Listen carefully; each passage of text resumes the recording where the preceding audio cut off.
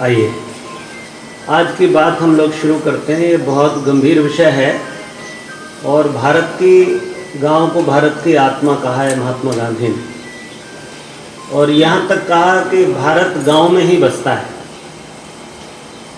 और यदि आप आंकड़े देखते हैं तो भारतवर्ष की लगभग 70% के आसपास की जनसंख्या अभी भी इस 21वीं शताब्दी में गांव में ही रहती है।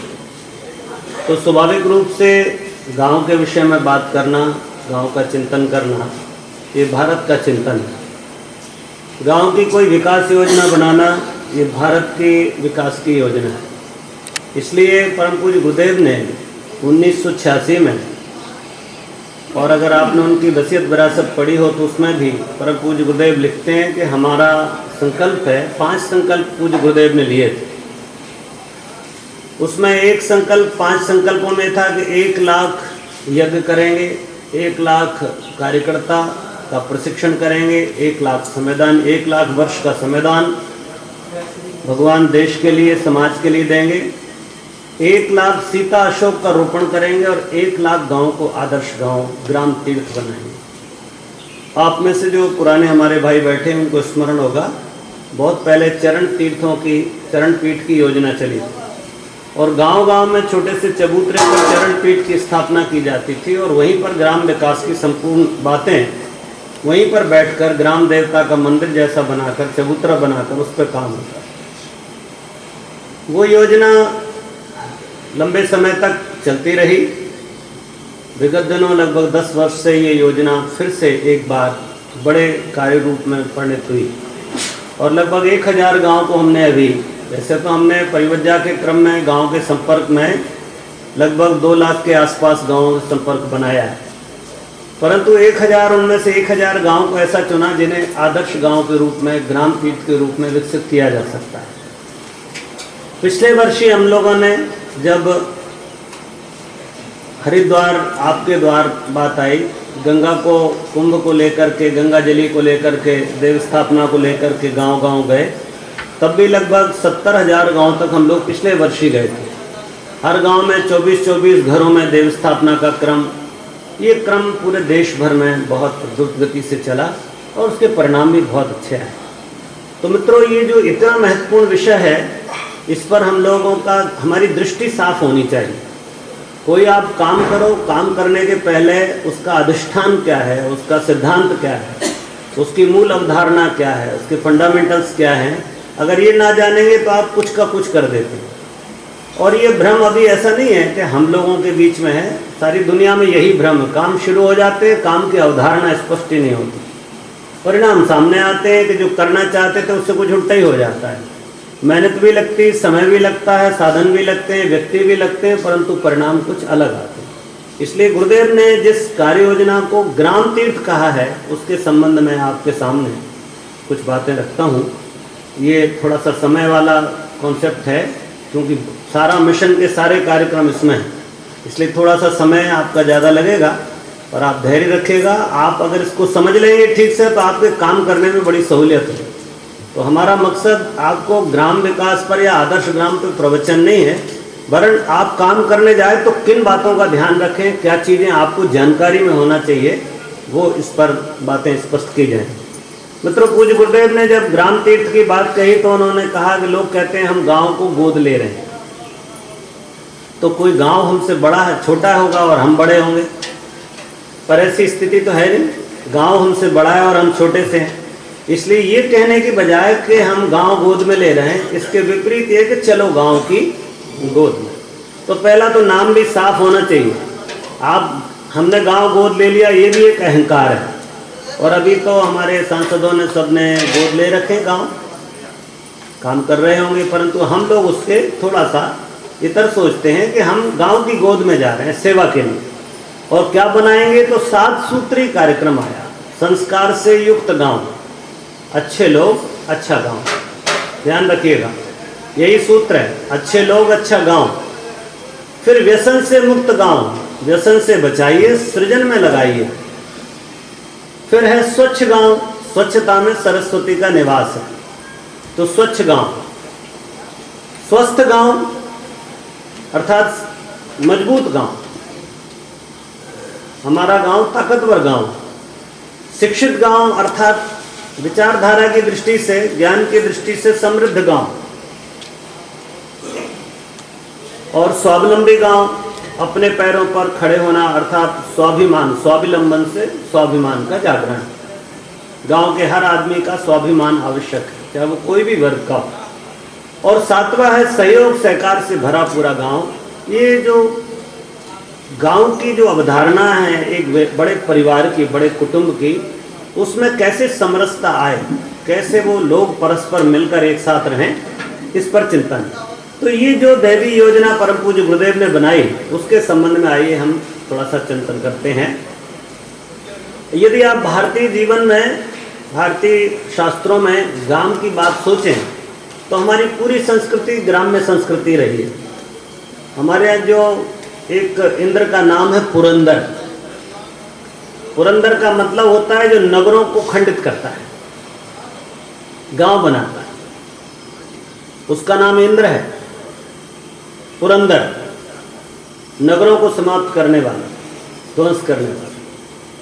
तो स्वाभाविक रूप से हमारे अगर वैदिक काल में देखें तो एक बहुत सुंदर सूत्र देखें आप अथर्ववेद का, यथा न शंसद द्विपदे चतुष्पदे विश्वम पुष्टम ग्रामे अस्मिन अनाथ। ऋषि कहता है कि मेरे गांव में एक परिपुष्ट विश्व का मैं दर्शन करूं, एक आरोग्यवान विश्व मेरा हो, मेरा विश्व जो है ना आरोग्यवान गांव हो मेरा। आरोग्यवान ऐसे गांव में ही वो ऐसे समर्थ विश्व का दर्शन कर रहा है। तो ऋषि ये संकेत कह रहा है कि हमारा गांव ही हमारा विश्व है। इसका मतलब ये नहीं कि गांव छोटा हो गया, इसके पीछे एक बड़ा भाव है कि यदि गांव समृद्ध है, आरोग्यवान है, समर्थ है, तो विश्व भी समर्थ होगा। तो आरोग्यवान विश्व की जितनी व्यवस्थाएं होती हैं, वैश्विक व्यवस्थाएं, वो सब एक गांव में होती हैं। शिक्षा, चिकित्सा, सुरक्षा, उद्योग, कृषि, स्त्री पुरुष, विकास, सब अवधारणाएं, सारे कार्य गांव में भी होते हैं जो एक बड़े देश के लिए या विश्व के लिए आवश्यक है। इसी तरह हम देखते हैं कि हमारे उपनिषद काल में, वैदिक काल के बाद एक बहुत सुंदर उल्लेख आता है। लोगों ने इस मंत्र के विषय में कहा कि साहब ये भी एक यूटोपिया है, एक कल्पना है।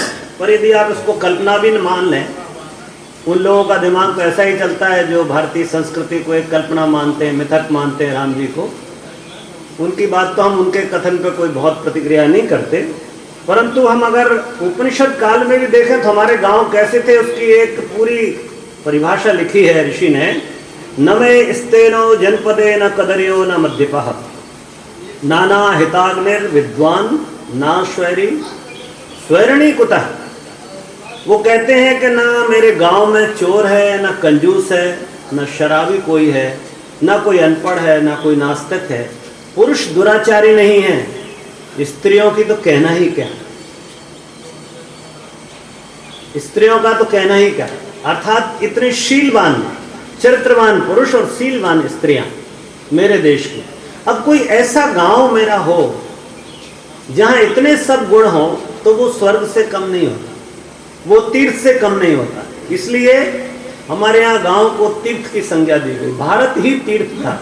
जब आप तो अभी बात अलग, अब तो सैर सपाटे वाला काम है, सैलानियों का योग है, फर्राटे भरने वालों का। तो प्राचीन काल में तो लोग तीर्थ यात्रा में गांव गांव पड़ाव डाल करके गांव में धर्म धारणा का जागरण करते हुए ही आगे बढ़ते। इसलिए ये जो बात है वैदिक कालीन, और ये बड़ी गजब की बात है, रामचरितमानस में भी बहुत सुंदर वर्णन आया है। तो हमको लगता है कि हमारा प्राचीन भारत जो गांव का भारत था वो सच में स्वर्ग था, वो सच में संपन्न सोने की चिड़िया था, सच में चक्रवर्ती था। इसलिए जब आप गौरवशाली भारत का जीवन देखते हैं, ग्राम्य जीवन, तो आपको पुराना, आप अपना भी अगर छोटे से हम बड़े हों तो बचपन याद करेंगे तो आपको कुछ बातें इसमें संगति आपको मिलेगी। गांव की आवश्यकता गांव में पैदा होती, बाहर से जरूरत नहीं, डिपेंडेंस नहीं थी, व्यक्तिगत मालकी की भावना नहीं थी, सब मिलकर के काम करते थे, सब मिलकर खाते पीते थे, रहते थे, परिवार कुटुंब जैसा। हर एक के उत्पादन में हर एक का हिस्सा था। आप अगर किसान हैं और आप गेहूं उगा रहे हैं तो गांव का जो कुम्हार है उसका भी हिस्सा आपके खेती में है, और जो कुम्हार का आवाज जहाँ मटके बन रहे हैं उसमें आपका हिस्सा है, किसान का हिस्सा है। जब मटके की जरूरत होगी तो वो आके आपके घर में मटका रख गया, जब अनाज आ गया तो आपने उसके घर में अनाज पहुंचा दिया। कहने का आशय मिल करके पारिवारिक व्यवस्थाएं आजीविका परंपरा से चलती थी। सोनार का बेटा सुनार, कुम्हार का बेटा कुम्हार, लोहार का बेटा लोहार अपनी परंपरा से टेक्नोलॉजी सीखता था। कोई आपकी सुनारी सीखने के लिए इंजीनियरिंग करने की आवश्यकता नहीं, और बहुत कुशल सुनार हुआ करता था, कलाकार। तो परंपरा से आजीविका और विद्यालयों का उपयोग होता था जीवन विद्या के लिए, जीवन सीखने की। बड़ी अद्भुत व्यवस्था थी भारत की। 17वीं शताब्दी तक गांव में, हमारे देश में लगभग 7,30,000 गांव थे, 7,30,000 गांव थे। और यहाँ तक लिखा है अध्ययन करने वालों ने, प्रत्येक गांव में एक गुरुकुल, एक 400 की जनसंख्या वाला भी टोला। इवन आपने भगवान स्वामी विवेकानंद के समय जब भगिनी निवेदिता आई और उनने अपना पूरा इधर का पूरा भ्रमण किया बंगाल का, तो वो बाद में उन्होंने अपनी रिपोर्ट में लिखा कि बंगाल के हर 400 गांव, 400 की जनसंख्या वाले टोले पर एक गुरुकुल हुआ करता। कोई भी गांव अनपढ़ नहीं था, शिक्षा का व्यापक तंत्र था। 7,40,000 30,000 गांव और 7,30,000 ही गुरुकुल। एक नेटवर्क, एक जाल बिछा हुआ था। हर हाथ को काम, कुटीर और गृह उद्योगों का प्रचलन, उसी आधार पर जाति व्यवस्था। तेल निकालने वाला तेली, मिट्टी का काम करने वाला कुम्हार। और अब तो बड़ी विचित्र बात है, अब तो साहू लिख रहे हैं हम, पर हमारे पूर्वजों ने कम से कम 3 पीढ़ियों से तेल नहीं निकाला है। फिर भी हम ऐसा मानते हैं कि हम तो साहू हैं। हम कहते साहब अब तो ये स्थिति भी है कि आदमी लिखता है चतुर्वेदी और लिखा रहेगा चतुर्वेदी शू स्टोर। तो आदमी अब नाम का काम से संगति खत्म हो गया। इसलिए हमारी जो वर्ण व्यवस्था थी, काम के आधार पर जो नामकरण हुआ था, वो अभी गड़बड़ हो गया। अब तो सब बड़ा मुश्किल काम। चिकित्सा, शिक्षा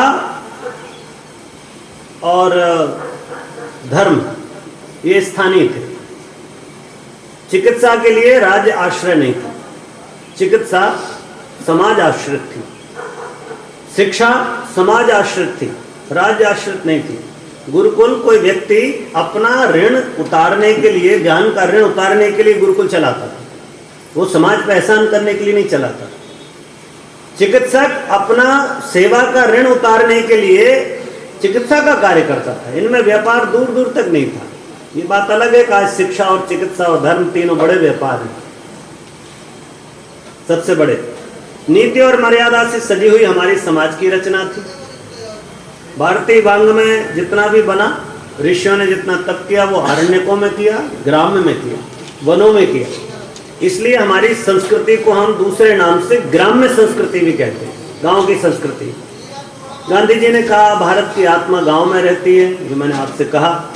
वर्तमान में भारतवर्ष में 6,36,000 गांव, लगभग 98,000 गांव, 99,000 गांव हमारे, 95,000 गांव इस समय लुप्त हो गए। इनको शहर खा गए, महानगर इनको लील गए, उनमें मिल गए ये, और दिल्ली वाले दिल्ली बन गए। आसपास के लोग आपके ही देखेंगे, आप तो आपके इस नगर में बहुत सारे गांव समाहित हो गए। हो सकता है यहाँ पहले गांव हो और अब वो सुल्तानपुर है। तो इस तरह से ये स्थिति निर्मित हुई है। गांव का स्वरूप भी बिगड़ा और गांव की संख्या भी कम हुई। और यदि आप थोड़ा सा ध्यान दें ना, तो हम भारतीयों का मूल स्वभाव कभी ढूंढने का मन हो कि हम हैं कैसे। आप शहर में जाओगे, किसी के भी घर में जाओ, तो आपको ऐसा लगता है किसी यूरोपियन आदमी के घर में आए, है ना। कोई बैठ के भोजन करते नहीं दिखेगा, सब डाइनिंग टेबल पे दिखेंगे, सब वो साधन दिखेंगे जो पश्चिम में उपयोग होते हैं। हम भारतीयों जैसा कुछ नहीं। हमारी भोजन व्यवस्था, हमारा रहन सहन, हमारे वस्त्र, हमारा आचरण, हमारा व्यवहार, दैनंदिन सब कुछ आपको पश्चिम से प्रेरित दिखेगा। और गांव में जाइए तो अभी भी आपका मूल रूप गांव में आपको दिखाई देगा। हम भारतीय हैं, वो गांव में दिखता है। इसलिए भारत की आत्मा गांव में निवास करती है। अभी भी हमारा मूल स्वभाव गांव में देखने को मिलता है। गांव को ही भारत की रगें कहा है। और भारत की असलियत भी आप देखना चाहते, भारत है क्या, तो गांव में दिखता है। इस शहर में तो बहुत चमक दमक है, इसमें सत्य को ढूंढना बहुत कठिन है। इसलिए गांव में ही हमारी असलियत भी दिखाई देती है। आप देखें बहुत सारे ऐसे जो हमारे यहाँ स्थापित सिद्धांत है धर्म के, जैसे अतिथि देवो भव, शहर में तो नहीं है। आ जाए तो बहन जी बड़ी मुस्कुरा के बात करती, पर भीतर से तो एकदम आग बबूला रहती है कि ये पधार गए, अब पता नहीं कब तक रहेंगे, बच्चों की परीक्षा का टाइम है। और गांव में आदमी 10-10 दिन क्या महीने महीने भर पड़ा रहता है, एक दूसरे का अतिथि का स्वागत होता है। कोई द्वार पे आ जाए तो बिना भोजन करे नहीं जाने देते, और हम तो कहते हैं आप भोजन तो करके ही आए होंगे। तो परिवर्तन है, गांव में दिखाई देता है, गांव में हमको धर्म दिखाई देता है। लोग अभी भी गांव में धर्म का वातावरण दिखता है। शहर में तो आदमी नास्तिक होने में ज्यादा गौरव अनुभव करता है, शहर का आदमी गौरव अनुभव करता है। गांव में एक गंभीरता भी है, कोई काम ऐसे जल्दी से नहीं होता। आप सोचो कि हम ये काम शुरू कर दें तो उसमें बहुत ठोक बजाते हैं वो लोग, आपके कहने से नहीं करते। इसलिए थोड़ा सा ट्रांसफॉर्मेशन भी, परिवर्तन भी, विकास भी धीरे धीरे होता है। धीरे धीरे बात बनती है और धीरे धीरे बात बिगड़ती है। इसलिए गांव में एक गांभीर्य है गांव के प्रति। और देखें आप, यदि भारतीय इतिहास के हम 4 ग्रामीण चरण देखना चाहें तो आपको 4 चरणों में भारत का गांव दिखाई देता है, ग्रामीण भारत दिखाई देता है। पहला चरण है स्वतंत्र देश और स्वतंत्र ग्राम, ठीक। दूसरा चरण है गुलाम देश और स्वतंत्र ग्राम। तीसरा चरण है गुलाम देश और गुलाम गांव। और चौथा चरण है स्वतंत्र देश और गुलाम गांव। इसे आप वर्तमान कह सकते हैं। ध्यान देना इन चारों बातों पे, बड़ा महत्व है, बहुत बड़ी बात है। मैं एक एक करके आपसे निवेदन करता हूं। ये पहला है आजाद गांवों का आजाद देश, स्वतंत्र देश, स्वतंत्र। यदि आप 12वीं सदी तक देखें तो आपको भारत में स्वर्ण युग था और हर गांव अपने पैरों पर खड़ा था। देश भी स्वाधीन था और गांव भी स्वाधीन था, कोई पराधीन नहीं था। आप देखें भारत के इतिहास को पूरा, गांव किसी शहर पर निर्भर नहीं था। वो अपनी जरूरत की चीजें सब अपने गांव में पैदा कर लेता था और किसी आदमी को पलायन करने की आवश्यकता नहीं होती थी कि वो शहर में जाए। उसके सब नीड, जितनी भी उसकी आवश्यकताएं हैं, वो सब गांव में ही उपलब्ध थी। इसलिए अधिकांश लोग ऐसे जीवन में आपको मिलेंगे उदाहरण कि वो पूरे जीवन काल अपने गांव से कभी बाहर ही नहीं गए, क्योंकि जरूरत नहीं पड़ी। आपको जरूरत है, बच्चों को पढ़ाना है, नौकरी करना है, रोटी कमाने जाना है, आप भाग रहे हैं। यहाँ रहते हैं, 50 किलोमीटर दूर बच्चा पढ़ता है, बच्चा भी डेली ट्रैवल कर रहा है, 50 किलोमीटर जाता है, 50 किलोमीटर। पता नहीं क्यों ऐसा हमारे यहाँ सिस्टम बन गया। व्यवस्था में, विकास में इस बात का ध्यान ही नहीं रखा कि शहर के इस कोने में रहने वाला आदमी शहर के उस कोने में व्यापार करने जा रहा है। क्यों भाई? क्या ऐसा तंत्र, क्या ऐसा सेटलमेंट नहीं हो सकता था कि हम जहां रहते हैं वहीं हमारी आवश्यकताएं पूरी होती? नहीं, हमारा जो भी सिस्टम है हमने बहुत खंड खंड में सोच करके विकास किया। दूसरा है मित्रों गुलाम देश के आजाद गांव। 13वीं से लेकर 17वीं सदी तक जब हमारे यहाँ इस्लाम का आगमन हुआ, आक्रमण हुए, आक्रांता लोग आए, यमन लोग आए, यवन लोग आक्रमण किए, देश को गुलाम बना लिया। पर उनकी पहुंच शहरों तक रही, नगरों तक रही, मंदिरों तक रही, साधनों तक रही, धन दौलत तक रही।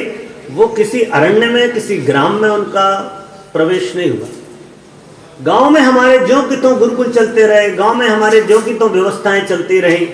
थोड़ा बहुत कर को लेकर के कभी कोई ऐसा समय आता, पर गांव की अपनी संस्कृति में कोई व्यवधान नहीं हुआ।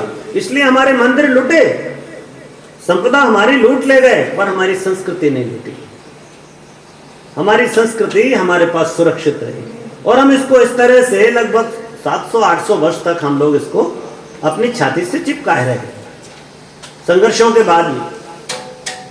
तीसरा आपको देखेंगे तो आप वो है गुलाम देश के गुलाम गांव।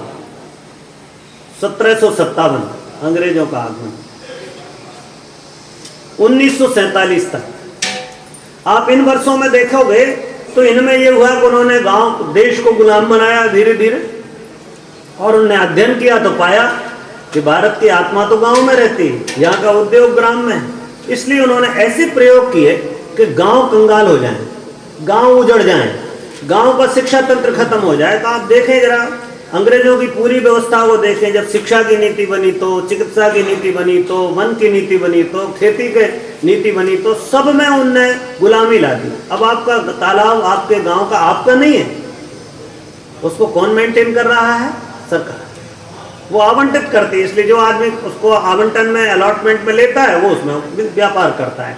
पहले वही तालाब गांव के निस्तार का एक मुख्य साधन था, अब वही तालाब किसी की जागीर है। अब पहले शिक्षा का तंत्र कुछ और था, अब कुछ और है। तो गुलाम जैसे ही वो आए तो उन्होंने देखा कि गांव को पहले से, सबसे पहले इसको, इसकी संस्कृति समाप्त करो, नंबर 1। नंबर 2, यहाँ की शिक्षा को तोड़ो।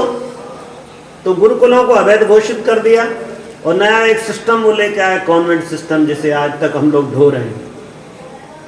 तीसरा, उन्होंने जो देखा कि यहाँ के व्यापारों को, कुटीर और लघु उद्योगों को, जो घर घर समृद्ध था, इनको कंगाल करो, अर्थात इनका कच्चा माल खींच के ले जाओ। यहाँ का कपास खींच कर ले गए मैनचेस्टर में, मैनचेस्टर से कपड़ा बन के आपके पास आया, फिर आप पहन रहे उसको विदेशी कपड़े के रूप में। सामग्री आपकी, सारी संपदा लूट ले गए, जंगल काट ले गए। आप कभी, आपका ये उत्तर प्रदेश भी, पहले तो हमारा उत्तराखंड भी इसी का भाग हुआ करता था, पूरे जंगल साफ है मित्रों। जो इमारती लकड़ी थी, पूरे पहाड़ काट दिए उन्होंने, और लकड़ी ढोले गए वो। और जब बहुत हल्ला मचा तो उनने उस क्षेत्र में चीड़ के बीज छिड़कवा दिए। अब वो चीड़ आग बना हुआ है, पूरा पहाड़ जलता है अभी, अब शुरू हो जाएगा अभी, और बरसात तक पहाड़ जलते रहेंगे। तो वो उन्होंने अपना स्वार्थ देखा और हमको, हमारे गांव को भी गुलाम बना लिया। तब हमारी गुलामी पूरी हो गई, 100% गुलाम हो गए हम। शिक्षा वही पढ़ेंगे जो वो बता रहे हैं, संस्कृति वही सीखेंगे जो जिसकी वकालत वो लोग कर रहे हैं, चिकित्सा वही लेंगे जो वो लेकर के आए, भले ही उनके पास प्रबंध नहीं है। उनके पास कहाँ प्रबंध था? 7,30,000 गांव में स्कूल खोल लें। उस समय आप यूरोप में, ब्रिटेन में जाएंगे तो आप अगर ब्रिटेन में जाकर के देखें तो पता लगेगा कॉन्वेंट, और हमारे यहाँ 7,30,000। वहाँ एक ही विषय पढ़ाया जाता था, थियोलॉजी, और हम पढ़ रहे थे 65 विषय। तो ये जो परिवर्तन हुआ, इससे देश की शिक्षा में गुलामी, उद्योग में गुलामी, हाथ का काम छीन लिया, मशीनों का प्रवेश हुआ, बाहर ले गए, वहां से पक्का माल बना के हमको बेचे, सब तरह से व्यापारिक दृष्टि। ये गुलाम देश और गुलाम गांव। इसके बाद मित्रों चौथा है आजाद देश। हाँ, ये आजाद देश के गुलाम गांव। क्षमा करिएगा, अभी आप गांव से आए ना, कितने भाई लोग गांव से आए? अच्छा ये बताइए कि जो आपने टोपा लगाया है, ये आपके गांव का बना है? जो सुबह आपने नहाया साबुन से, वो आपके गांव की थी?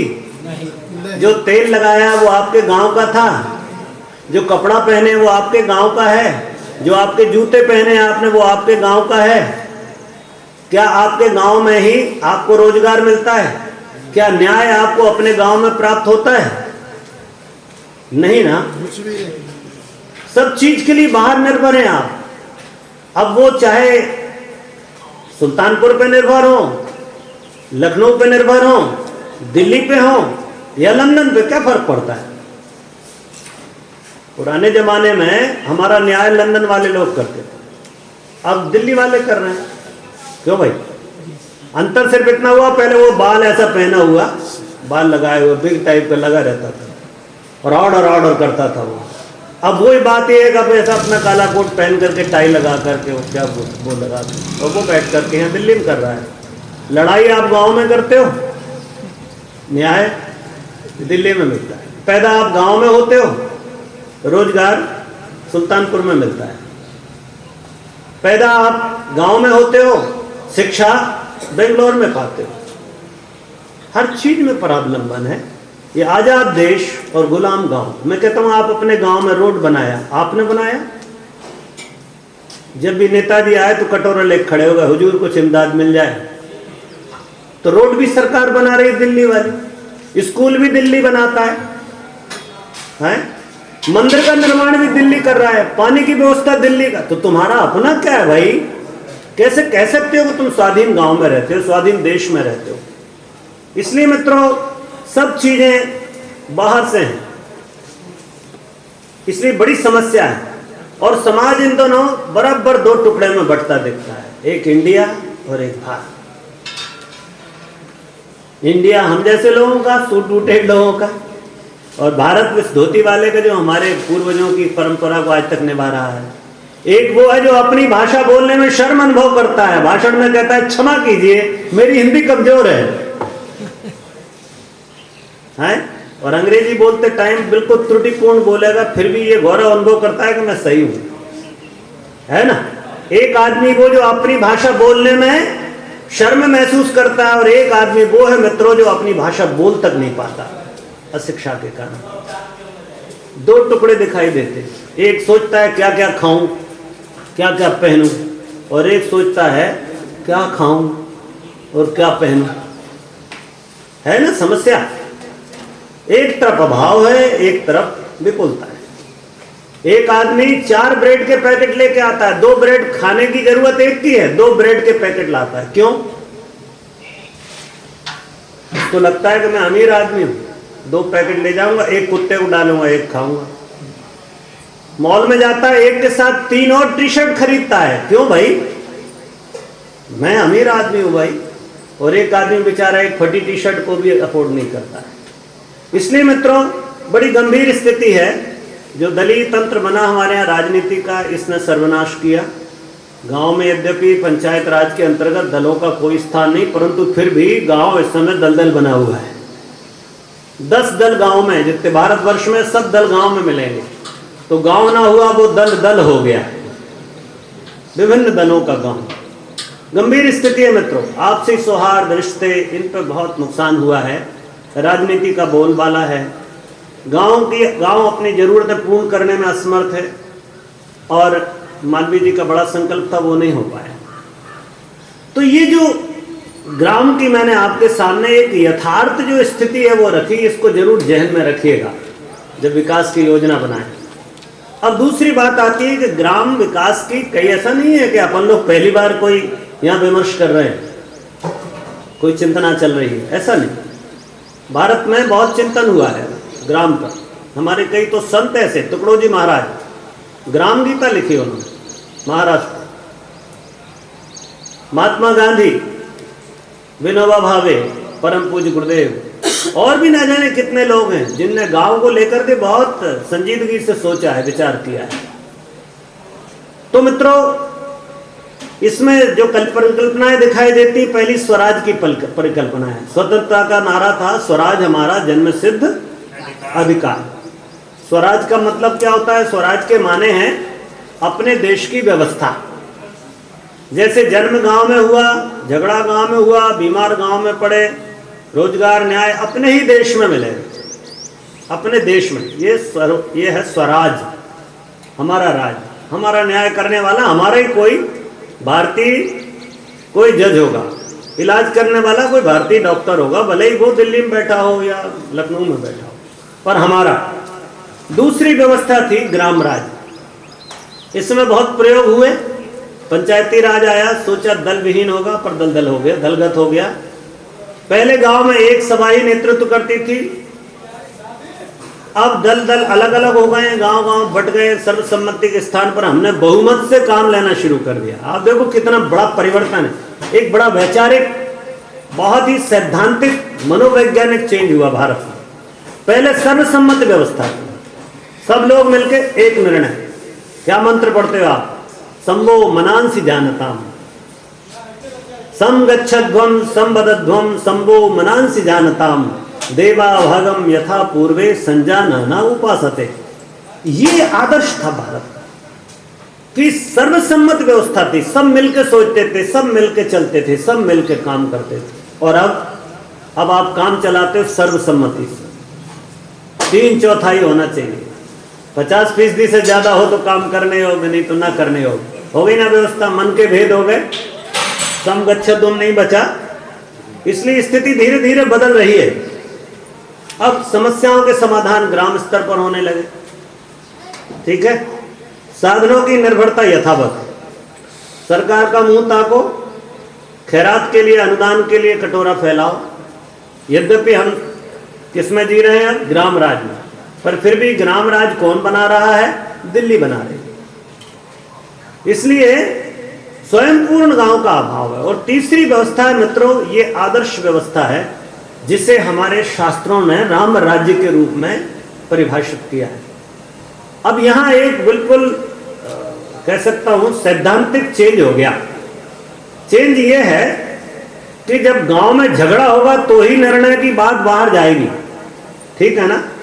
दिल्ली में करे तो स्वराज, और गांव में झगड़ा हो, आपकी गांव की पंचायत झगड़ा कर दे तो ग्राम राज, ठीक है, झगड़ा निपटा दे तो ग्राम राज। और तीसरा रामराज, कि ना तो झगड़ा हो, क्यों साहब, न ऐसी स्थिति निर्मित हो जिसके लिए कर। अब देखो तुलसीदास जी ने बड़ी जोरदार बातें लिखी हैं, आपने भी ध्यान दिया होगा कि राम राज बैठे त्रैलोका, हर्षित भये गए सब शोका, भयरु न कर काहूसन कोई, राम प्रताप विषमता खोई। अब कोई बैर नहीं कर रहा है, तो भैया जब बैर नहीं है तो पुलिस की क्या जरूरत, न्याय की क्या जरूरत होगी, क्यों भाई। जब रार बढ़ती है, बैर होता है, लड़ाई झगड़े होते हैं, तभी पुलिस जरूरी है। जब हमारे यहाँ बैर नहीं है तो पुलिस क्यों, खत्म बात। आगे कहते हैं वर्णाश्रम निज निज धर्म, निरत वेद पथ लोग, चले ही सदा पावहि सुखें, नहीं भय शोक न रोग। न रोग है न शोक है, तो जब रोग नहीं है तो डॉक्टर की क्या जरूरत अस्पताल की भाई, क्यों, है ना।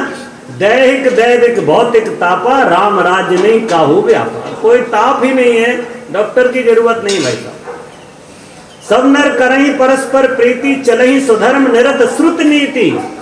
अपने आप स्वयं अनुशासन है, परस्पर प्रीति है, लड़ाई झगड़े है नहीं। अल्प मृत्यु नहीं कबनो पीरा, सब सुंदर सब विरुद्ध शरीर। बड़ा जोरदार चौपाई है बहन जी के लिए भी। अल्प मृत्यु नहीं कबनो पीरा, किसी की अल्प मृत्यु नहीं हो रही है तो इंश्योरेंस की जरूरत नहीं है। कोई एजेंट आए और आप क्या मर जाओगे क्या होगा, क्यों भाई। सब सुंदर सब विरुद्ध शरीर, सब सुंदर है, स्वस्थ शरीर है, तो पार्लर का भी संकट खत्म। कोई नहीं जाता ब्यूटी पार्लर, जरूरत नहीं है उसकी। नहीं दरिद्र को दुखी ना दीना, नहीं को अबुध न लक्षण ही ना। अब कोई दुखी दरिद्र नहीं है, रोजगार का प्रश्न ही नहीं खड़ा है, क्यों, कोई दरिद्र है ही नहीं। फूलई फरई सदा तरु कानन, रहे एक संग गज पंचानन। पर्यावरण समृद्ध है, फूल फल रहा है, प्रकृति भी। खग मृग सहज भयरु बिसराई, सबन परस्पर प्रीति बढ़ाई। जंगल भी शांत है भैया, कोई किसी की वो नहीं कर रहा है, झंझट नहीं कर रहा है। इस तरह से आप देखेंगे राम राज्य में एक आदर्श ग्राम की कल्पना की।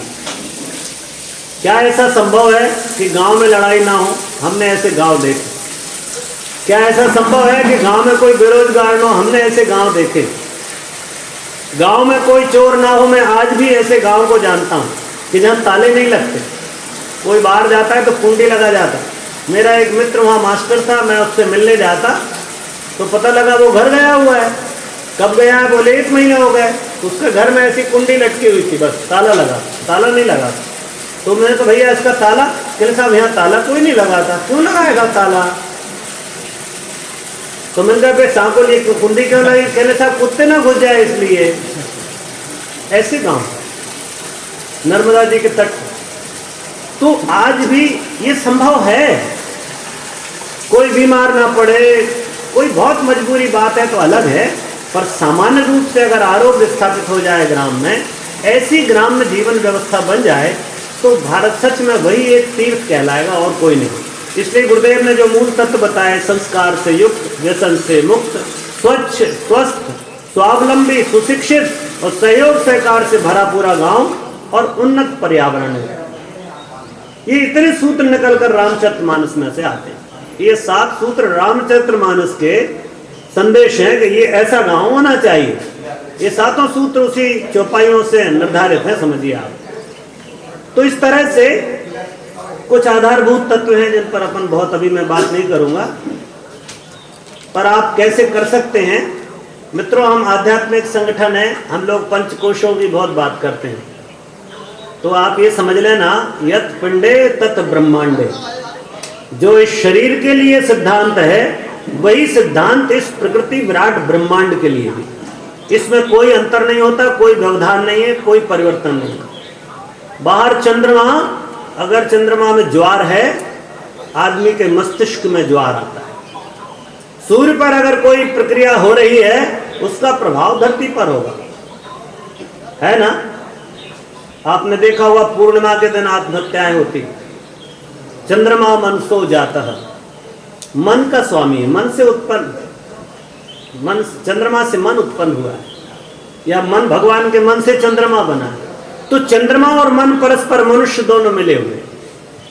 अगर कोई शुक्र ग्रह पर या किसी ग्रह पर कोई घटना होती है, कोई विकार आता है, तो वो उससे धरती प्रभावित होती है। धरती प्रभावित होती है तो यहाँ का जड़ चेतन प्रभावित होता है। अर्थात आपके भीतर जो परिवर्तन हो रहा है वो सूर्य में होने वाले परिवर्तन से कहीं ना कहीं प्रेरित है। अर्थात ये पूरी प्रकृति एक ही सिद्धांत पर काम कर रही है। सोलर अगर स्पॉट्स बन रहे हैं सूरज पे, आप देखते हैं ना, हर 12-11 साल में होता है। अगर ब्लैक स्पॉट आ रहे हैं तो वो हमारे जीवन को भी प्रभावित करता है। तो ये बात समझ में आती है कि जिस तरह शरीर के पंचकोश हैं, ऐसे ही गांव के भी पंचकोश, अन्नमय कोश, प्राणमय कोश, मनोमय कोश, विज्ञानमय कोश और आनंदमय कोश। गांव के क्या हो सकते हैं? अन्नमय कोश है वहाँ की कृषि, फसलें, अन्न, शाक, दूध, तालाब, नदियाँ, स्वस्थ, आप देखें पशु, घर, सड़कें इत्यादि, ये अन्नमय कोश का। प्राणमय कोश में ग्राम का पर्यावरण,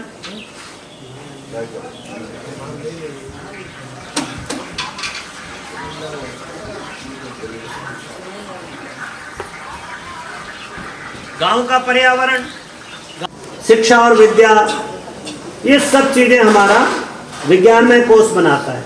और आनंदमय कोश गांव का है, ग्राम के उल्लास, आपसी सद्भाव, मधुरता, पर्व त्योहार, फिर आपका संस्कार की परंपरा, प्रार्थना स्थल और ग्राम रक्षा, ये सब मिलाकर के हमारे आनंदमय कोश का निर्माण करते हैं। तो जिस तरह हमारे शरीर के पंचकोश हैं, वैसे ही पंचकोश हमारे ग्राम के भी।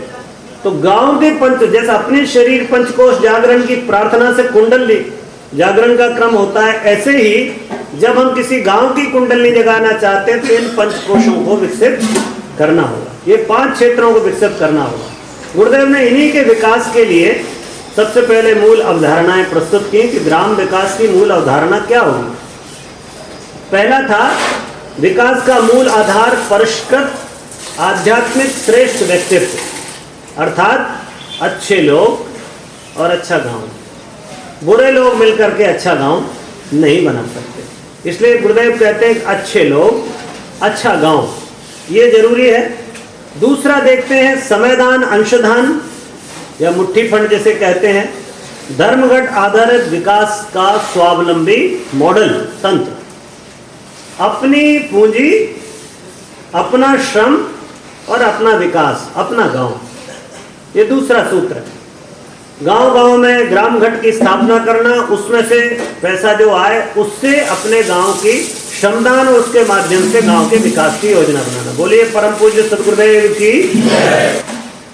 तीसरा जो स्वरूप दिखाई देता है वो ऋषि सूत्रों पर आधारित विकास। हम जो पश्चिम के सूत्रों पर आधारित विकास करते हैं, तो पश्चिम में प्रकृति माँ नहीं है। हम कहते हैं माता भूमि पुत्रो अहम पृथिव्या, ये धरती मेरी माँ है और मैं इस पृथ्वी का पुत्र हूं। ये चिंतन है भारत का। और वो क्या करते हैं, वो कहते हैं कि प्रकृति भोग के लिए, उनके सारे दार्शनिकों ने ये कहा कि धरती मनुष्य के भोग के लिए, इसीलिए तो दोहन का क्रम चला आज जिसमें हम दौड़ रहे हैं। धरती का दोहन करो, eat drink and B Mary, बिल्कुल अलग है। वहां इस बात की कोई कल्पना नहीं है, पर भारत का चिंतन अलग है। इसलिए ऋषि सूत्रों पर आधारित विकास की, धरती को मां मानकर, वृक्षों को, नदियों को भगवान मानकर उसके विकास की योजना बनाना, उसका उपयोग करना। गांव की आवश्यकता और जमीनी हकीकत के अनुरूप टेक्नोलॉजी एवं कार्यक्रम, होता है कि हम इंग्लैंड में सीख के आते हैं, यूएस में सीख के आते हैं, जापान में हमारे मंत्री जी विजिट पे जाते हैं, वहाँ के गांव का मॉडल देखते हैं, उसको ला करके अपने देश में उतारने की कोशिश करते हैं। तो वो चूंकि हमारी हकीकत से कहीं तालमेल नहीं खाता, इसलिए जो जमीनी हकीकत है, जो गांव की आवश्यकता है, जैसे उदाहरण के तौर पे आज भी बहनें गांव में कुएं में रस्सी से ऐसे खींच रही, पाट पे खड़े हो, कभी गिर जाती हैं, मौत हो जाती। तो क्या हम कोई ऐसा इजाद कर सकते हैं कि हमारी गिर्री ऐसी बने जिसमें कम से कम ताकत लगे और पानी ऊपर निकल आए? आज भी हमारे खेत में हमारा बैल जुए को कंधे पे रखकर पूरा छिल जाता है उसका, किसान उस पर चढ़ा हुआ है, बैल परेशान हो रहा है। क्या हम ऐसी कोई तकनीकी निकाल सकते हैं कि गांव को, बैल को खींचने में सहूलियत हो जाए, ज्यादा ताकत ना लगे? कहने का आशय ये है कि गांव की जरूरत, वहां की आवश्यकता के हिसाब से तकनीकी का विकास, सीधी सीधी बात। सहकारिता व सामूहिकता विकास का प्रमुख, विकास प्रक्रिया के प्रमुख अंग होंगे।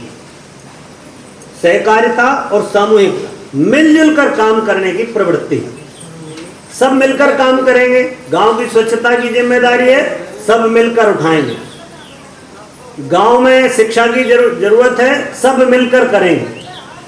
और सामुदायिक कार्यों के लिए सामूहिक श्रमदान का प्रचलन गुरुदेव ने चलाया। हर घर 1 रुपए रोज अंशदान करें और 1 घंटे रोज समयदान करें।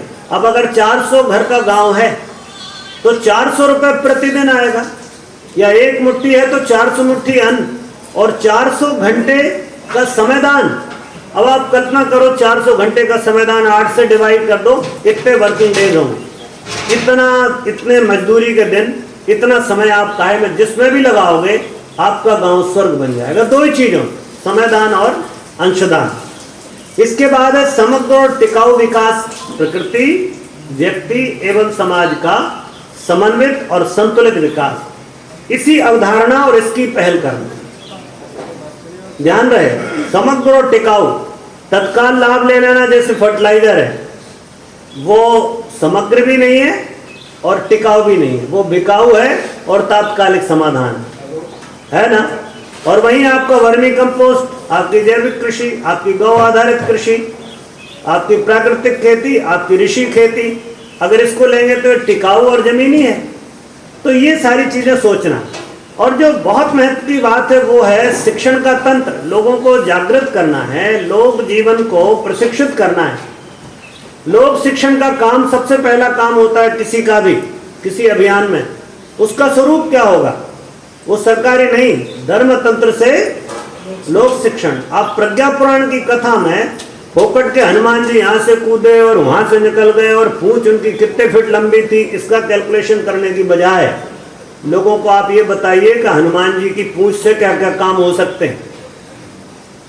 बड़ी गंभीर स्थिति है। धर्मतंत्र इस समय कपोल कल्पित गपोड़ संख बना हुआ है। ऐसी ऐसी बातें बताते हैं जिन पे आप कोई विश्वास कर ही नहीं सकते। हमारे बच्चे क्या, किसी के बच्चे विश्वास नहीं करें। इसलिए धर्मतंत्र को प्रखर बनाकर, परिष्कृत बनाकर, प्रगतिशील बनाकर उससे लोक शिक्षण की प्रक्रिया को पूरा करना, ये मुख्य बात है। तभी समझ पाते लोग। आप किसी का ये बीड़ी छोड़ दो, नहीं छोड़ेगा। आप किसी को साफ हो जाओ, नहीं होगा। पर आप कह दो कि इस पूजा में बिना नहाए नहीं आते, आप देखो तुत्काल सुबह 5 बजे नहा के आता है। ये वाले उपास में दिन भर भूखा रहना है। वैसे आप कहोगे आप स्वास्थ्य के लिए उपास करो, कोई नहीं करेगा। पर आप कह दो कि ये तीजा है, इसमें 3 दिन भूखे रहना, 3 दिन भूखा रहेगा, है कि नहीं है? ये करवा चौथ है, इसमें पानी भी नहीं पीते। उनने कहा पानी पी लोगे तो मछली बन जाओगे, दूध पियोगे तो बकरी के क्या बन जाएगा, बिल्ली बन जाओगे। ऐसी बातें हैं ना। भले ही वो कैसी भी बात हो, परंतु उससे वो तत्काल मान रहा है। और आप मास्टर से, डॉक्टर से कहलाओगे तो नहीं मानता, उल्लंघन करता है। तो धर्मतंत्र पे आदमी की आंतरिक आस्था है, उससे वो किसी भी चीज को मानने के लिए तत्काल तैयार हो जाता है। इसलिए लोक शिक्षण का जरिया गुरुजी ने धर्मतंत्र को बनाया। आपको याद हो नहीं हो, पुराना आपने जो कर्मकांड भास्कर की पुरानी पहले की प्रति देखी, मथुरा से प्रकाशित होने वाली, उसका नाम था धर्मतंत्र से लोक शिक्षण भाग 1 और भाग 2, जिसे बाद में आपने कर्मकांड भास्कर लिख दिया। यद्यपि क्या था वो, धर्मतंत्र से लोक शिक्षण का भाग 1 भाग 2 नाम था। तो इस तरह से आप देखेंगे तो अलग अलग चरण दिखाई देते हैं ग्राम के विकास में। कौन कौन से चरण होंगे? तो ये 5 चरण आपको दिखाई देते हैं। कोई भी गांव को आप आदर्श बनाना चाहते हो तो ये 5 चरणों से आप गुजरो। ये सिस्टमेटिक आप काम करेंगे तो आप सहजता से किसी गांव को आदर्श बना पाएंगे। सबसे पहला जो है वो संपर्क एवं चयन। आप गांव जाइए, जैसे यहाँ के युवा लोग जा रहे हैं, हमारे नानपारा वाले भाई लोग लगे हुए हैं, बहराइच वाले, तो आप गांव में जाइए, संपर्क करिए लोगों से और आप देखिए, एक एक करके बताता हूं। पहला है संपर्क एवं चयन, दूसरा है गोष्ठी एवं गठन, तीसरा है सर्वेक्षण एवं संयोजन, चौथा है संकल्प एवं शुभारंभ और 5वां है समयबद्ध कार्य योजना। ये आदर्श ग्राम के 5 चरण हुए। अब देखें, ये जो पहला है गांव का समग्र अध्ययन गांव वालों के साथ, ये पहला चरण। आप सर्वेक्षण करने जाओगे ना, आपने कहा हम सर्वे करने आ रहे हो, तत्काल समझते सरकारी आदमी कोई सब्सिडी के लिए सर्वे करना है, कोई लाभ के लिए, तो आपको झूठी झूठी इंफॉर्मेशन देने लगेगा। आप कहिए हम लोग भाई आपके गांव का अध्ययन करने आए हैं, तो सर्वेक्षण कहने में और अध्ययन कहने में बहुत अंतर हो जाता है। तो आपको कहना है हम अध्ययन के लिए आए हैं, गांव वालों के साथ मिलकर के जानकारी लीजिए, गांव आपके लिए आदर्श बनाने लायक है कि नहीं है। पहला चरण, कैसा गांव देखे? छोटा मझोला गांव देखे, एकदम से बड़ा बहुत विविधता से भरा हुआ गांव चुन लेंगे, आज जान निकल जाएगी, पहले प्रयोग विफल हो जाएगा। इसलिए पहला प्रयोग आप ऐसा करो जिसमें कम से कम मेहनत लगती हो और आपके लिए सहूलियत हो, गांव आपको सपोर्ट करता हो। गांव के सरपंच से, गांव के प्रमुख से आदर्श ग्राम योजना को समझाएं, अपने सहयोग का स्वरूप भी स्पष्ट करें, भाई हम ये करेंगे आप ये करना। ऐसा नहीं है कि आप करो हम कुछ नहीं करेंगे, वो भी समझाना।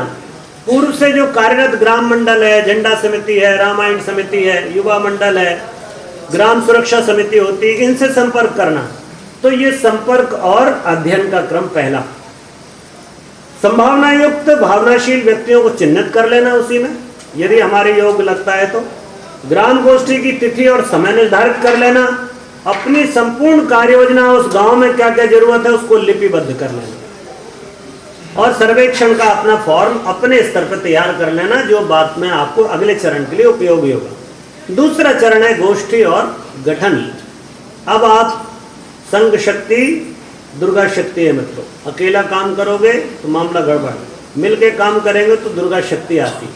इसलिए अब जो दूसरा काम करेंगे जिसमें गोष्ठी और गठन, अब वहां एक ग्राम विकास का मंडल बनाना है, एक गोष्ठी आयोजित करना है, सबको बुलाना है, यहाँ तक कि ग्राम के जो हेडमास्टर साहब हो स्कूल के उनको भी बुलाइए, पटवारी साहब को बुलाइए, ग्राम प्रधान को बुलाइए, गांव के पटेल होते हैं उनको बुलाइए, मुखिया हो उसको बुलाइए, बहनों को, भाइयों को, बच्चों को, युवाओं को, सबको आमंत्रित करके अपनी पूरी अवधारणा रख के गोष्ठी का आयोजन करिए और उनमें से ही आप अपने अनुरूप लोगों को छांट लीजिए और कार्य योजना को विस्तार से बताते हुए बाद में उनका एक मंडल बना दीजिए।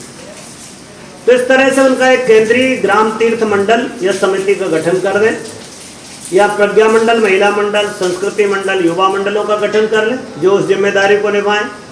तीसरे चरण में आएगा सर्वेक्षण और अध्ययन। अब आपने लोगों से आपका विश्वास हो गया, आपने अपनी योजना रख दी, अब आप सर्वेक्षण का काम करिए। अब आपको डाटा तैयार करना है, उसको एनालाइज करना है और उसके आधार पर गांव की कार्य योजना तैयार करनी है। तो जैसे मान लीजिए आपने सर्वे किया कि गांव में कितने युवा हैं, उन युवाओं में से कितने रोजगार वाले हैं, कितने बेरोजगार हैं, गांव में कितने बच्चे हैं, कितनी उम्र के हैं, कितने बच्चे बाल संस्कार शाला में आ सकते हैं, कितने आपके बच्चों को आप, कितनी बहनें गर्भवती हैं तो उनका गर्भ संस्कार हो सकता है, कितने ग्रामीण नशा करते हैं जिन पर हमको योजना बनानी पड़ेगी, कितने बेरोजगार हैं, किस तरह की कृषि हो रही है, कौन सी फसलें उग रही हैं, पानी का साधन क्या है, मार्केटिंग विपणन की प्रक्रिया क्या है, गांव में क्या क्या सुविधाएं, इस सब चीजें जानकारी लेना ताकि आप एक समग्र कॉम्प्रिहेंसिव प्लान आप एक बना सके पूरे गांव के विकास के लिए। तो अध्ययन करना और संयोजन करना, ये 2 काम हो गए। डाटा का विश्लेषण करें, फिर एक निष्पादन की प्रक्रिया गठित करें, जन सहयोग जुटाएं। और अपनी कार्य योजना को जमीन पर लाने की शुरुआत करना। अब ये जो चतुर्थ चरण है, यही है संकल्प और शुभारंभ। जब आपने तय कर लिया, पूरी योजना तैयार हो गई, अब आप उस कार्यक्रम का, अब उस आदर्श ग्राम तीर्थ योजना का संकल्प करिए और शुभारंभ करिए। तो इसके लिए आपको क्या करना होगा? सबसे पहले ग्राम स्तर पर दीप यज्ञ करो। जिस दिन दीप यज्ञ का आयोजन हो उस दिन उसी में उसका समयदान का भी संकल्प कराना, कार्यालय का शुभारंभ करना, संकल्पित व्यक्तियों को तिलक लगा करके कलावा से सम्मानित करना, इसी दिन ग्राम स्वच्छता का कार्यक्रम करना या वृक्षारोपण का कार्यक्रम, और एक पूर्ण समयदानी की नियुक्ति करना। ये काम, अभी इसके पहले के काम सब आपको निपटा लेने पड़ेंगे। इस दिन तो सिर्फ उद्घाटन है। और अब होगा मित्रों चतुर्थ के बाद पंचम चरण, एक समयबद्ध कार्य योजना।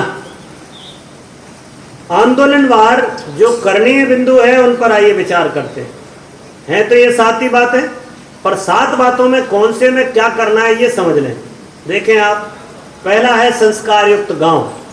हम बदलेंगे, ये बोल, हम बदलेंगे, अपना गांव बदलेगा। ठीक है ना? इसी सूत्र को, इसी विश्वास को लोगों को, इस पे आस्था करना लोगों को। और हम बदलेंगे, युग बदलेंगे की प्रक्रिया में अपने बदलने के लिए उपासना, साधना और आराधना की प्रेरणा देना लोगों को। बोलिए एक भगवान की जय। तो ये उपासना की प्रेरणा देना, साधना के सूत्र शिविर चलाना, सामूहिक साधना कराना, उपासना का क्रम ऐसा हो, मंदिर की स्वच्छता हो गई, मंदिर में नियमित रूप से पूजा पाठ का क्रम हो, मंदिर में वृक्षारोपण का क्रम हो जाए, ये सब काम है। साधना में, जीवन साधना में, जिसमें नशा मुक्ति से लेकर के और सब तरह की स्वाध्याय का मंडल बनाना, ये अब ग्राम स्तर पर, आप व्यक्ति नहीं सोच रहे हैं। अब आप सोच रहे हैं गांव एक व्यक्ति है और उस व्यक्ति के ऊपर आप प्रयोग कर रहे हैं। तो इस तरह से आपको साथ ये प्रेरणा देना, प्रत्येक पूर्णिमा या अंतिम रविवार को यज्ञ का क्रम करना, नियमित सत्संग स्वाध्याय करना, वर्ष में दोनों नवरात्रियों में सामूहिक साधना कराना, प्रत्येक गांव के प्रत्येक व्यक्ति का संस्कार कराने की कोशिश करना, इसकी योजनाबद्ध तरीके से काम करना। 5-5 घर का एक मंडल बना देना, उन 5 घरों के बीच में एक व्यक्ति, उन्हीं में से किसी को नियुक्त कर देना, जो उसको एक व्यक्ति को आप मान लो 400 घर है तो 100 या 80 आदमी आपके तैयार हो जाएंगे। 80 आदमियों को आप प्रशिक्षण दे दो, वो 5-5 घरों में काम करेंगे। तो इस तरह से एक वो ग्राम विकास की जो ग्राम सभा है उसका भी मेंबर होगा वो, और वो संस्कार की प्रक्रिया को भी पूर्ण करेगा। बच्चों के जन्मदिन का आयोजन करना, गर्भवती बहनों का पुंसवन या अवगढ़े संस्कारवान पीढ़ी, जच्चा बच्चा के शारीरिक मानसिक विकास की योजना बनाना, पर्व और त्योहारों का विधिवत सामूहिक आयोजन करना। इससे ही आपसी सौहार्द बढ़ता है, मेल मिलाप बढ़ता है। प्रभात फेरी का आयोजन प्रातः और प्रातः संध्या स्पीकर के माध्यम से प्रज्ञा गीत या गुरुजी के उद्बोधन या डॉक्टर साहब के उद्बोधन के जो आजकल ऑडियो आते हैं अपने साहित्य वाले, इनका प्रसारण करना। हर दिन एक छोटा सा पैरा, अपने ऑडियो आती है ऑडियो बुक्स, उसमें से एक पेज वाला मैटर उसमें सुनाना हर दिन छांट कर। तो इस तरह से हम देखते हैं कि प्रज्ञा मंडल का निर्माण, उसके माध्यम से समस्त क्रियाकलापों का संचालन, गांव के जैसे मैंने कहा प्रत्येक 5 परिवारों का एक मंडल बना लेना, और इस तरह उनमें से एक प्रतिनिधि को ले लेना। शांति कुंज में इन लोगों को जीवन साधना शिविर में आमंत्रित करना और उनकी भागीदारी सुनिश्चित करना कुछ लोगों की। अब दूसरा आएगा स्वस्थ ग्राम। स्वस्थ ग्राम में स्वस्थ ग्राम सबल ग्राम, सीधा सिद्धांत है। अब इसके लिए योग, व्यायाम, व्यवस्थित दिनचर्या और चिकित्सा, स्वास्थ्य संबंधी, तो ये तीनों का प्रबंध करना। योग की कक्षा लगे, प्राकृतिक चिकित्सा की बात हो, दिनचर्या लोगों की व्यवस्थित हो, तो हमारे बच्चे और युवा सब लोग स्वस्थ होना शुरू हो जाएं। खान पान की आदतों में ठीक करना, जो उल्टा सीधा खा रहे हैं, नशा कर रहे हैं, उससे कैसे छुड़ाना, ये सब चीजें। तो इस तरह से आप गांव में योग की प्रक्रियाएं, योग के कार्यक्रम, योग व्यायाम कर सकते हैं। नियमित इसकी व्यवस्था बना लेना, मंदिर में या किसी सामाजिक स्थान पर तो लाठी चालन है, योग व्यायाम का नियमित अभ्यास है, योग शिविर का आयोजन है। फिर अगला आता है स्वच्छ ग्राम। इसी में तो स्वच्छ ग्राम माने स्वच्छ परिवेश और सभ्य ग्राम। अभी आप कभी उनको बताएंगे उसका महत्व। तो हमारी एक बहुत अच्छी संस्था है, अपने से जुड़ी हुई है, बड़ी जोरदार उसने घटना बताई है कि वो गांव में कैसे गांव को खुले में शौच से मुक्त करते। तो उनने एक प्रयोग बताया कि मेरे पास वीडियो होगा वो कहीं, तो उनने प्रयोग बताया कि साहब हम लोग गांव में जाते हैं, पहले लोगों से बातचीत करते हैं और लोगों से कहते हैं कि आप अपने घर में टॉयलेट बनाइए, लोग तैयार नहीं होते, फिर हम कहते हैं चलो अच्छा एक प्रयोग करके देखते हैं। तो सब गांव वालों को बुलाते हैं, स्त्री पुरुषों को, बच्चों को, और एक गांव के बाहर मैदान में किसी प्रांगण में मंदिर के उसमें एक को गांव का नक्शा बनवाया पूरा, किधर किधर है, कहाँ रोड है, कहाँ तालाब है, कहाँ घर है, सब पूरा, कहाँ जंगल है, कहाँ मंदिर है, सब बनवाते हैं। उसमें थोड़ी रंगोली रख के अलग अलग रंग की रंगोली से बना देते हैं और पीली रंगोली को बचा के रख। फिर वो हर आदमी को बुलाते हैं, बोलते हैं कि तुम शौच के लिए कहाँ जाते हो, वहां पे ये पीली वाली डाल के आओ। तो हर आदमी जाता है और वो पीली वाली वो रंगोली जो है ना वो डाल के आता है। तो माता जी तुम कहाँ जाती हो, वो डाल जाती है। पप्पू तुम कहाँ जाते हो, पप्पू डाल जाता है। पापा जी तुम क्या, काका जी, प्रबंधन साहब, प्रधान साहब, तो सब पंच सरपंच कौन कहाँ करता है वो सबसे पीला पीला डलवाते हैं। तो थोड़ी देर बाद जब वो देखते हैं कि वो तो पीला पीला पीला पीला पीला पीला गांव के चारों तरफ पीला पीला हो जाता है, चारों तरफ, तालाब के चारों तरफ पीला पीला, नदी के किनारे पीला पीला। तो फिर वो कहते हैं कि भैया अब आप देखो, भगवान ने तो आपको स्वच्छ गांव दिया था, पर आपने एक मल का आवरण, टट्टी का आवरण अपने चारों तरफ बना लिया है, आपकी हर व्यवस्था उससे उलझी हुई है। अब वो फिर बताते हैं कि जब आप, गुरुजी ने, आपने देखा होगा एक गंदगी की घृणित असभ्यता पुस्तक गुरुजी ने लिखी, उसके पहले ही पेज पे गुरुदेव ने लिखा है कि एक विलियम वेम्पायर नाम का अंग्रेज भारतवर्ष आया, उसने पूरे भारतवर्ष की यात्रा की, लौटकर अपने संस्मरण लिखे। उस संस्मरण में उसने बहुत जोरदार बातें भी लिखी कि भारतीय संस्कृति बहुत तगड़ी है, वहाँ के लोग बहुत ईमानदार हैं, धर्मनिष्ठ हैं, ये है वो है। परंतु उसने एक थप्पड़ भी मारी भारत को, हम लोगों को। उसने कहा यदि भारत के गांव में आप कहीं गुम हो जाएं, आपको रास्ता ना मिलता हो और अंधेरा हो गया हो, तो बहुत सरल है भारत का गांव ढूंढना। उसने कहा कि आप अंधेरे में किसी पेड़ के ऊपर चढ़ जाइए या टीले पर खड़े हो जाइए और चारों तरफ से आने वाली हवा की सूंघिए, जिधर से बदबू आ रही हो वहीं थोड़ा चलेंगे तो आपको भारत का गांव मिलेगा। India is open toilet. फिर गुरुदेव उस पर लिखते हैं रोगों की अम्मा मक्खी, मक्खी को कहते हैं रोगों की अम्मा। अब गुरुजी उसमें वर्णन कर रहे हैं कि अभी पप्पू को लेकर के मम्मी आई और पप्पू ने अपनी पॉटी करी और मम्मी उसको लेके चली गई। वहीं पड़ोस में हलवाई अपनी जलेबियां छान रहा है, उसने जलेबी निकाली और अपने काउंटर की अम्मा आई, वो पप्पू के माल पर बैठी और वहां से उसने अपने 6 टांगों से उसका मसाला मिलाया और वहां से फ्लाई की और उसने वो जो उसकी काउंटर पे रखी हुई जलेबी थी उस पर जाकर बैठ गई और उसने फिर उस मसाले को अपना जलेबी में छिड़का और फिर सरपंच साहब आए, जरा एक पाव जलेबी देना भैया। तो उन्होंने कहा कि आप क्या खा रहे हैं, अगर एक पप्पू भी बाहर शौच कर रहा है तो पूरा गांव उसका मल खा रहा होता है। आपके बैल चल के आते हैं उनके खुर में, आपके हल बखर आते हैं उनके साथ में, आपके जूते आते हैं उनके साथ में। ये जो बीमारी है हमारे गांव में घुसी हुई, कचड़े का ढेर गांव में ही रहता, अंदर ही घूड़ा बनाते हैं, उसका कोई निष्पादन ही नहीं। इसलिए मित्रों, स्वच्छता, स्वच्छ परिवेश, सभ्य ग्राम, सार्वजनिक स्थलों की स्वच्छता हेतु साप्ताहिक श्रमदान, गंदे पानी का निस्तारण, सार्वजनिक शौचालय का निर्माण, हाथ धोने की आदत का विकास, कूड़ा और कचरे का विधिवत कंपोस्टिंग, खुले में शौच पर रोक, श्री राम स्मृति वन वाटिकाएं, श्री राम सरोवरों का निर्माण, ये कुछ ऐसी चीजें हैं जो गांव को स्वच्छ बनाती हैं। इसलिए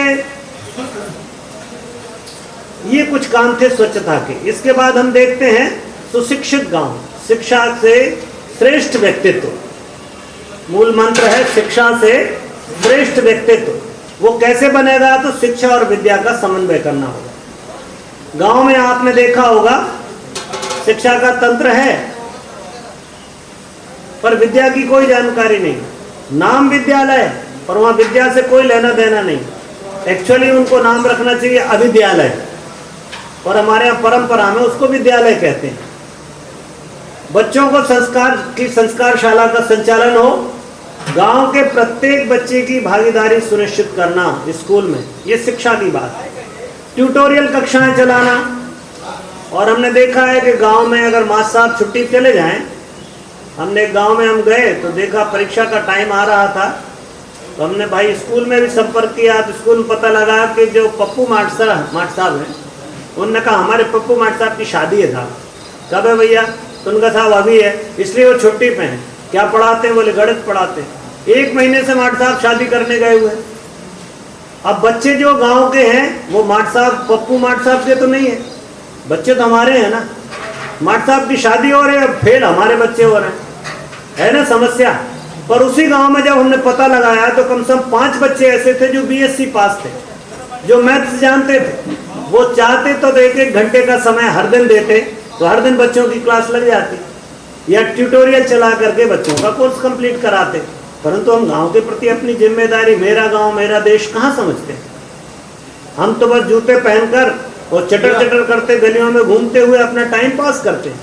तो इस तरह का हो सकता है, छोटी छोटी ट्यूटोरियल्स हो जाए गांव में, कामकाजी विद्यालय, महिलाओं के लिए शिक्षा, फिर आपकी सायंकालीन पाठशाला, ये ऐसे विविध प्रतियोगिताओं का आयोजन, बच्चों के कौशल विकास की योजना, स्वावलंबन की प्रक्रिया, अलग अलग नाटक, वेशभूषा, इसका उसका जो क्रम होता है वो क्रम कराना, सांस्कृतिक कार्यक्रम बच्चों को सिखाना, प्रौढ़ हेतु स्वाध्याय मंडल के माध्यम से शिक्षा का विकास करना, अक्षर ज्ञान के साथ जीवन विद्या, प्रज्ञा पुराण, रामायण की प्रगतिशील प्रेरणा, फिर संस्कृति संजीवनी, भागवत और भगवत गीता, राम कथा आदि के आयोजन कर। इनसे धर्मतंत्र से लोक शिक्षण की प्रक्रिया पूरी होगी। हमारे साथ दुर्भाग्य ये है कि हम शिक्षा में जरूर जाते हैं पर व्यवहारिक ज्ञान का प्रशिक्षण नहीं करते। हम लोग उसको काल्पनिक ज्ञान की शिक्षा देते हैं। आपने देखा होगा, हम अपने बच्चे को पढ़ा रहे होते हैं, उसका जनरल नॉलेज पढ़ाते हैं। ये जनरल नॉलेज ना होकर के एक्चुअली इसका नाम जंगल नॉलेज होना चाहिए। हम बच्चे को पढ़ा रहे हैं कुतुब मीनार कहाँ है, बच्चा बेचारा सोच में पड़ जाता है, उसने दिल्ली देखी नहीं, गांव से बाहर नहीं गया। अकबर के बाप का नाम क्या था, वो सोच में पड़ जाता है, मेरे दादाजी का नाम याद नहीं, अकबर के बाप का नाम कैसे याद करूं। तो हम बच्चों को ऐसी फालतू की चीजें जनरल नॉलेज के नाम से पढ़ाते हैं जिनका उसके जीवन में कोई उपयोग नहीं। अरे दिल्ली की कुतुब मीनार आगरे में खड़ी हो जाए, क्या फर्क पड़ता है भाई साहब।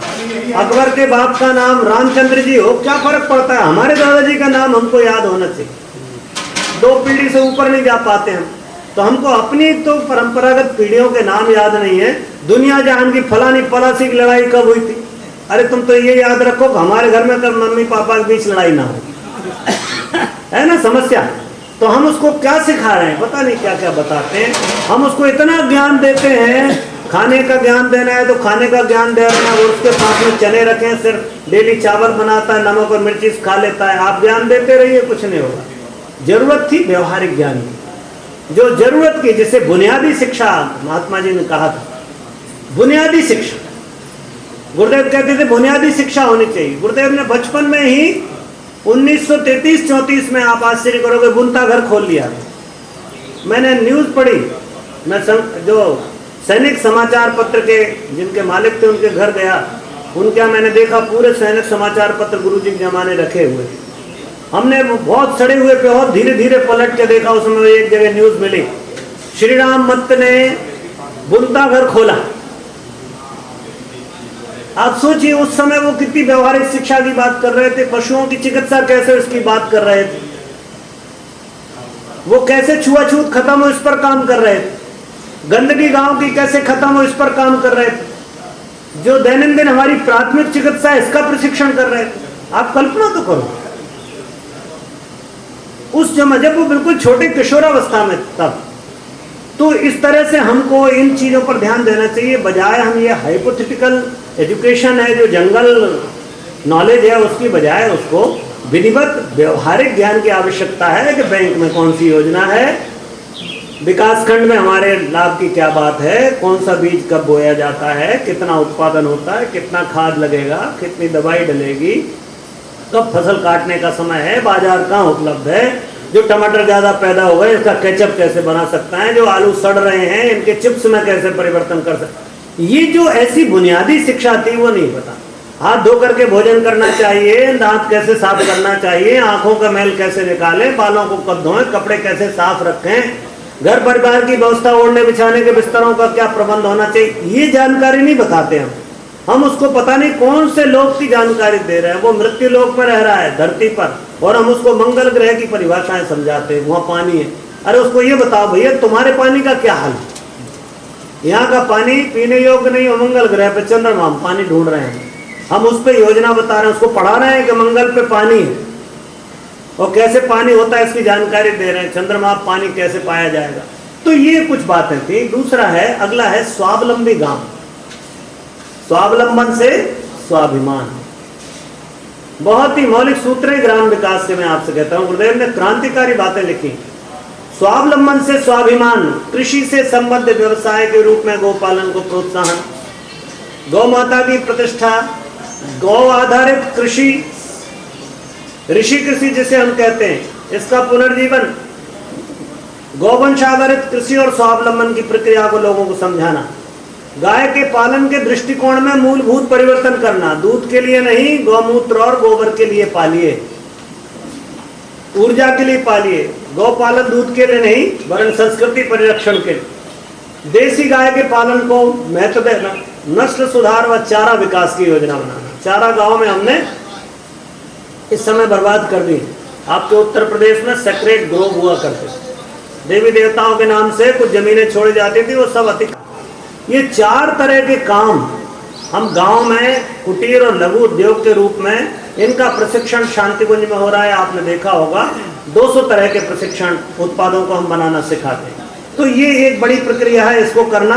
खाद्य प्रसंस्करण के भी बहुत सारे काम हैं।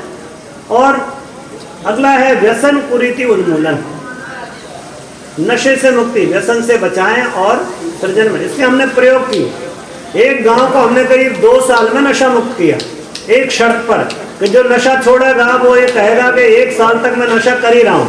तो जो पैसा नशे में खर्च कर रहा था उसको ग्राम घट दिए, इसमें डालना है।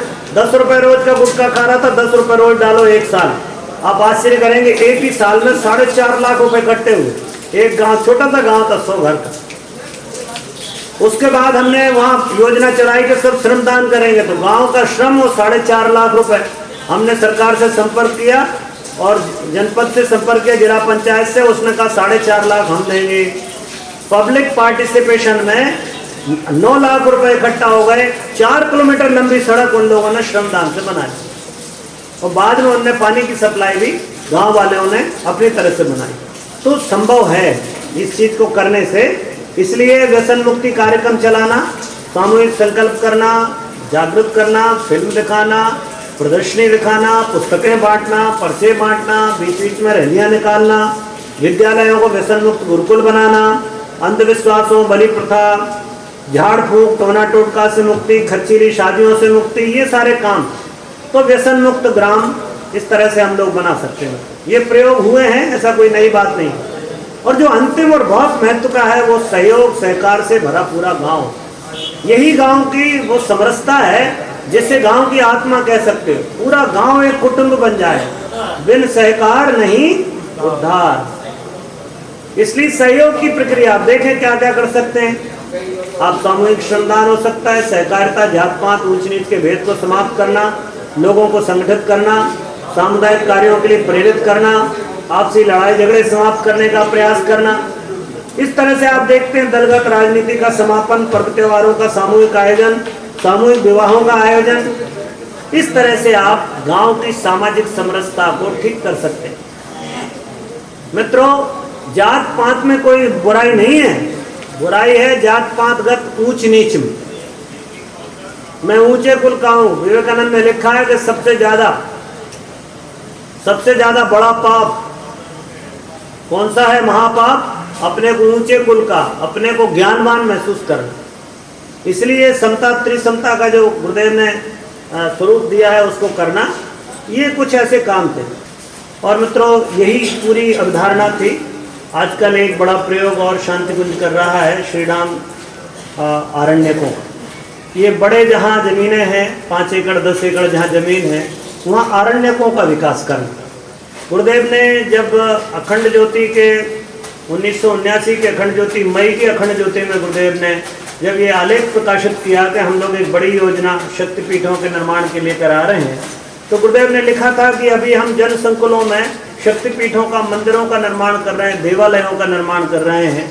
भविष्य में हम आरण्यक और आश्रमों की व्यवस्था बनाएंगे, और भविष्य में आरण्यक हमारी साधना के केंद्र होंगे, ज्ञानार्जन के केंद्र होंगे, प्रशिक्षण के केंद्र होंगे।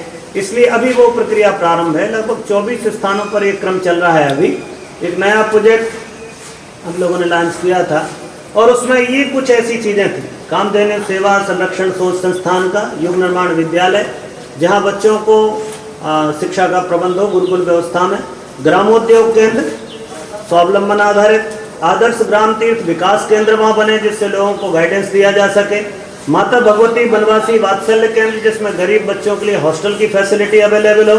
वनौषधि चिकित्सा बनवासी आरोग्य धाम बनाना अगर जंगल क्षेत्र है तो प्राकृतिक चिकित्सा हमारी स्वदेशी परंपराओं को पुनर्जीवित करना।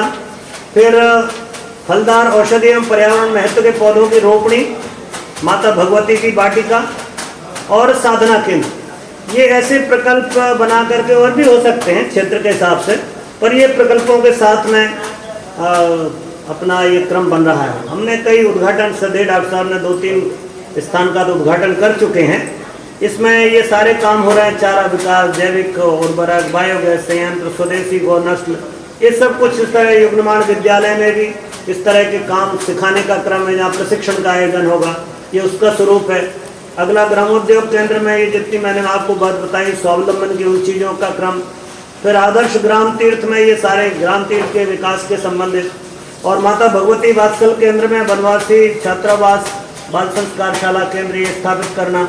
वनौषधि चिकित्सा में ये प्राकृतिक वनौषधि, पंचगव्य और योगोपचार, फलदार औषधियों का रोपण, और इसे माता भगवती की वाटिका के रूप में घर घर में भी स्थापित कर रहे हैं और आरण्यकों में भी।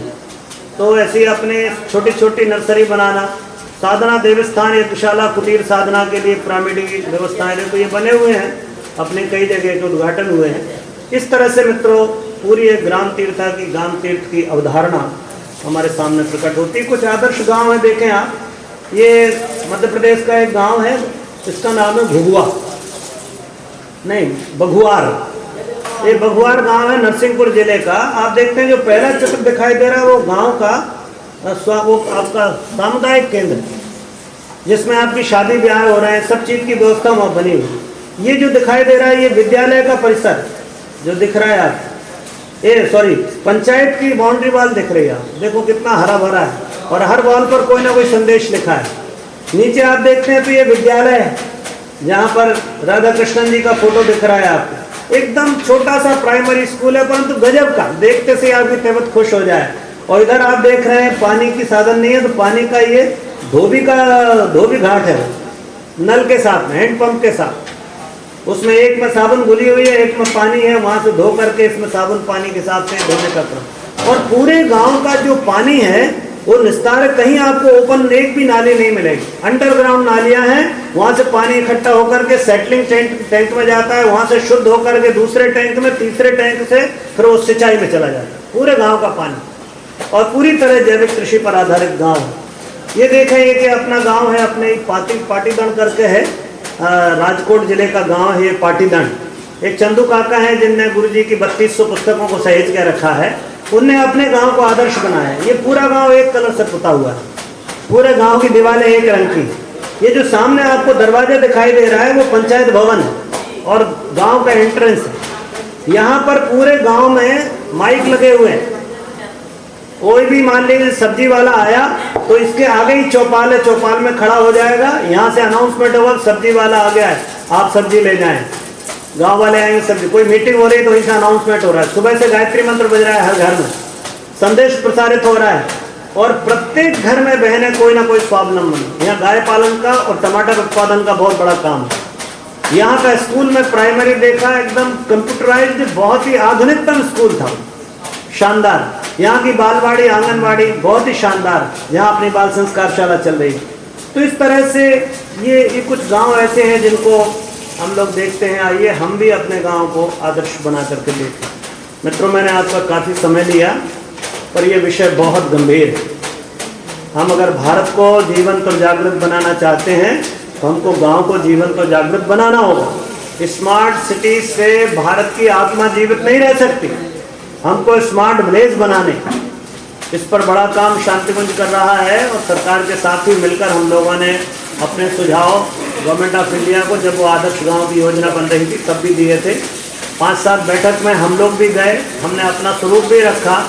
और जब उनने स्मार्ट सिटी की घोषणा की तो हमने एक प्रस्ताव भेजा प्रधानमंत्री जी को, साहब स्मार्ट शहरों से भारत नहीं बनेगा, स्मार्ट गांव बनाइए। तो उन्होंने उसके बाद में स्मार्ट गांव की भी घोषणा की। तो ये शांतिकुंज का एक प्रयास था। आप सबने धैर्यपूर्वक सुना, बहुत बहुत धन्यवाद। ओम शांति।